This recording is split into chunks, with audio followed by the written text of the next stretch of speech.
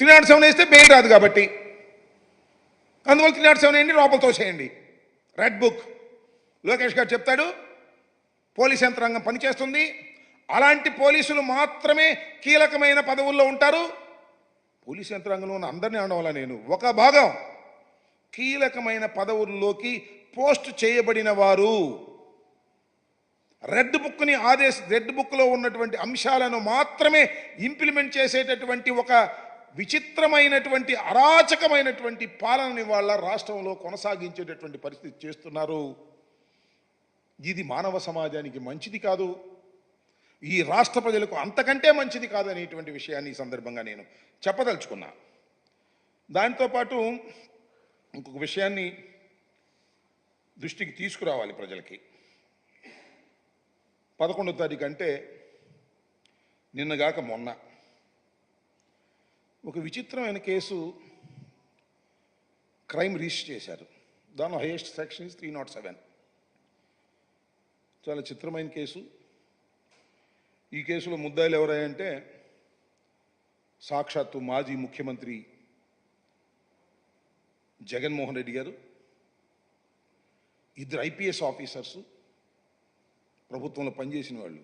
జగన్మోహన్ రెడ్డి గారి ప్రభుత్వంలో కాదు పనిచేసింది వీళ్ళు, చంద్రబాబు నాయుడు గారి ప్రభుత్వంలో కూడా పనిచేశారు, రాజశేఖర రెడ్డి గారి ప్రభుత్వంలో పనిచేశారు, అంతకుముందు ప్రభుత్వంలో కూడా పనిచేశారు.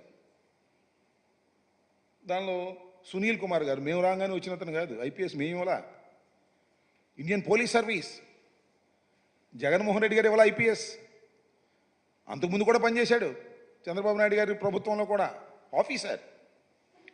అలాగే PSR ఆంజనేయులు గారు రాజశేఖర్ గారు టైంలో పనిచేశారు. చంద్రబాబు నాయుడు గారి టైంలో నాకు బాగా గుర్తు, కమిషనర్ ఆఫ్ విజయవాడ. చంద్రబాబు నాయుడు గారి టైంలో గుంటూరు ఎస్పీగా పనిచేశారు. చాలా పేరు ప్రఖ్యాతులు సంపాదించారు. లా అండ్ ఆర్డర్ విషయంలో చాలా గట్టిగా ప్రవర్తించేటటువంటి వ్యక్తి అని ఆ రోజున చంద్రబాబు నాయుడు గారి ప్రభుత్వంలో కూడా కొనియాడబడినటువంటి వ్యక్తి. దాంతోపాటు మరొక పోలీస్ ఆఫీసర్, దాంతోపాటు మన Guntur medical GGH superintendent, then superintendent, ఇప్పుడు రిటైర్డ్ అయ్యారు, ప్రభావతి గారు. వీళ్ళ 5గురిని పెట్టి 307 అండ్ అదర్ సెక్షన్స్ వేసి కేసు బుక్ చేశారు. ఏమిటి దీని కేసుకు గల కారణాలు ఏంటి, ఎందుకు బుక్ చేశారు? నేను చాలా స్పష్టంగా చెప్తున్నా, ఇది చంద్రబాబు నాయుడు గారు, లోకేష్ గారు, అని పేరేంటి రాజు గారు, RRR ముగ్గురు కలిసి కుట్ర చేసి జగన్మోహన్ రెడ్డి గారిని ఇబ్బంది పెట్టాలి, జగన్మోహన్ రెడ్డి గారి మీద కూడా 307 కేసు వేసి ఒక వికృతమైన ఆనందాన్ని పొందాలి అనేటువంటి కుట్రతో ఈ కేసుని మొన్న 11వ తారీఖున రిజిస్టర్ చేశారు. ఎప్పుడు క్రైమ్ జరిగింది? అకార్డింగ్ టు దెమ్ 2001లో. మీ అందరికీ గుర్తుండే ఉంటుంది, బహుశా మర్చిపోయి ఉండొచ్చు కొంతమంది కాలానుగుణంగా. ఈ RRR రాజు గారు పూర్వం మా పార్టీనే, వైసీపీ పార్లమెంటు సభ్యులు నరసరావుపేటకి, నరసాపూర్కి ఫ్యాను గుర్తు మీద గెలిచాడు. జగన్మోహన్ రెడ్డి గారే బీఫామ్ ఇచ్చారు. గెలిచిన తర్వాత మాతో విభేదించాడు.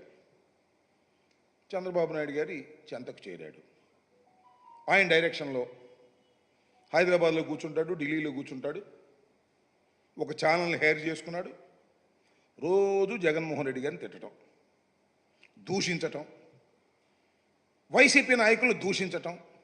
ఏ స్థాయిలో దూషించాలంటే వాడు వీడు వెధవ సన్నాసి, ఈ రకంగా రోజు రెచ్చగొట్టే కార్యక్రమాలే,